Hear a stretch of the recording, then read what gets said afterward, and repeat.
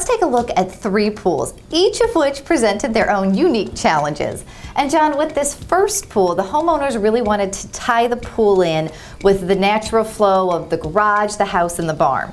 But what's amazing to me is that it appears as though these structures were really designed around the pool, but the opposite is true. You designed the pool around the existing structures. Yeah, it's a pool that in Wildwood, and they had a lot of property and a lot of acreage, but so we could put the pool pretty much anywhere.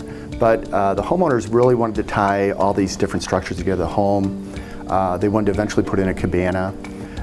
There's a stable, there's a garage. So 4 different materials completely, but they wanted the pool to kind of fit between all 4 and tie all 4 together. So basically it's a pool plan that involves all these different structures. So it was quite a challenge, but it's turned out beautifully. It's great. And you obviously, for that design, had to really incorporate some unique features. Tell us what some of those were. Well, the most obvious one is that we use a lot of stone on the swimming pool. We put boulders in the landscaping, we put boulders in the pool, we put boulders on the steps. And so we did a lot of unique different things in this pool that you don't typically see in St. Louis because of the climate. It's not a great climate for frost wall or for frost-proof type materials like this. So anyway, it fit the landscape, turned out to be a beautifully perfect for this area, and we incorporated all the boulders into the swimming pool as well as into the landscape too. And it was able to enhance the existing structures and really pull everything together. Or hide them as need be. Whatever the purpose may be. Exactly.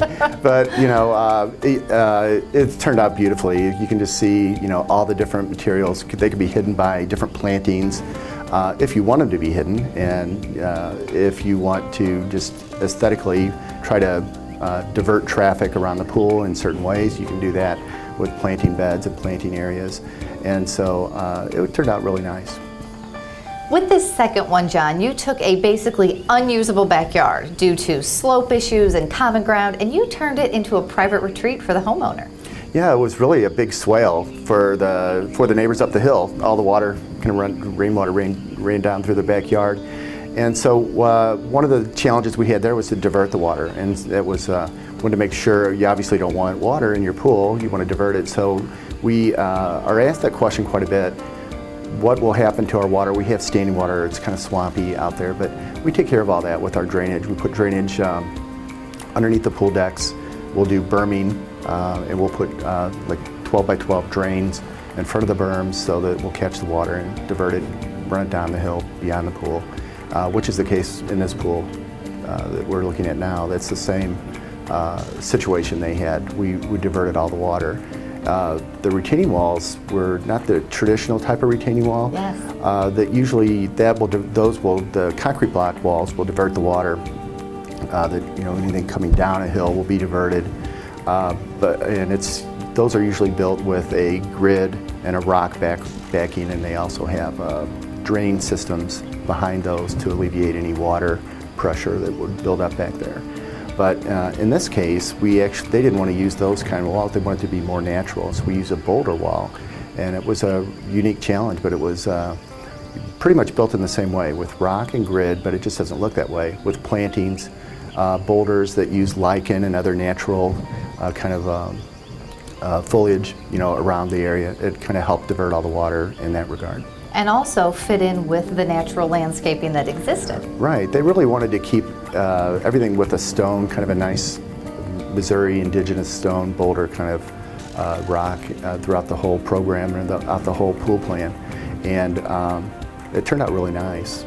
And this is also an instance where not only did you build the pool for them, but they also wanted to incorporate into their design a hot tub.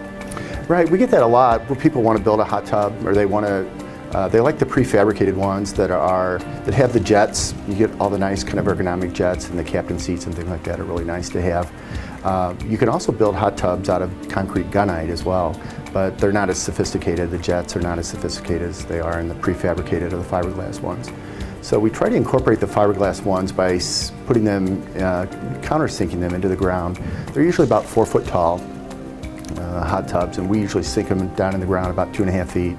So there's about 18 inches that's exposed above the pool deck, and it kind of acts as we build a retaining wall around it, acts as a seating wall for the hot tub, and so it becomes kind of a nice little sitting wall as well as a hot tub hangout area.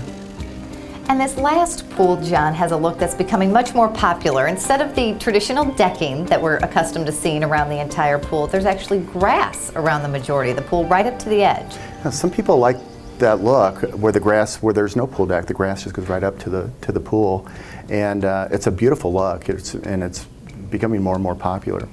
Tell us about the stone finish, because I know there's a very unique finish on this stone. Well, the pool that we're looking at now, it has a flamed bluestone bullnose on it. It's an expensive stone, but it's really pretty. It has a lot of different colors and tones and different veins in the bluestone. It's mined in New York and Pennsylvania and brought into St. Louis, and it's just a beautiful look. What does the flame process mean compared to just a regular bluestone? The flame process just makes it more of a smooth finish, and we bullnose the part that faces the water, so it's no sharp edges, and you want it to be smooth on your feet and be able to walk on it and be able to get out or get a knee on it and walk out. And this pool actually has an automatic cover. So the cover actually is, retracts or covers the pool with basically the push of a button. Right. You can put automatic pool covers on any pool, but it has to be a right angle pool. It would not be possible to put a cover, obviously, on a freeform pool. So it has to be a right angle pool. And you put the cover tracks underneath the coping. So in this case, like under the bluestone, there's a track, and the pool cover just rolls out from underneath the vault, underneath the pool deck, and it just rolls out on those tracks and closes. And because of the mechanism, some people might be concerned about safety, but it's completely safe because all of those mechanisms are actually hidden. Yeah, everything's underneath the deck, so you would never see it or be able to ever become trapped on it. As a matter of fact, we have everything rolls underneath the deck into what we call a vault, and the vault is about 2 feet deep. It's not very, very deep. And the pool cover just rolls in a spool underneath the pool deck. And the great thing about it is that it can be covered. The vault can be covered in the same bluestone that the rest of the pool has around the perimeter.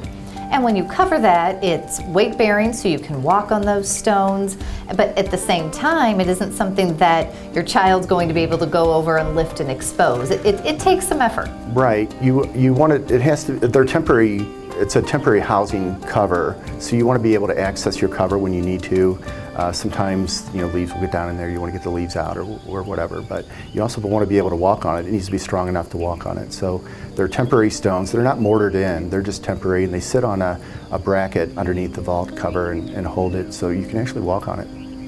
And when we've talked about some of the unique water features that you've incorporated, this pool is a perfect example with the jets from the side of the pool that come into the center of the pool. Yeah, those are pretty. You can fully adjust them. They can meet in the middle of the pool, or they can just come out a couple inches, and so whatever you want to do, we make them fully adjustable. And if you want just the beautiful, aesthetically pleasing atmosphere, you can have them turned up to meet in the center of the pool, like you said, or imagine turn them completely off for swimming. Right, exactly. Some people like to have them off, but maybe in the evening if they're entertaining or just want to look out of the house at the pool, they want them on Versailles-like. But they're, it's really a nice look. It's pretty. Well, John, if someone would like to get started with you, how do they reach you? Well, the best way is to go to the contact page on the website, and you can click through. It'll click through to us, and we'll have your information and get back with you in 24 hours, usually a lot less than 24 hours. So we'll get you going real quickly. And of course, they can always call you at 314-822-SWIM. That's right. And even if someone's not in the office, the phone will transfer. So someone will almost always pick up the phone when you call. Perfect. Well, John, thanks again for joining us. We appreciate it. Thank you. Well, if you're looking to build your first pool, or perhaps you've built a pool in the past with another company, you've moved and you'd like a pool at your new residence, Liquid Assets should be your first choice. They will take you through the entire process step by step and keep you well educated and informed, and there will be no surprises, other than maybe finishing your pool a little bit ahead of schedule.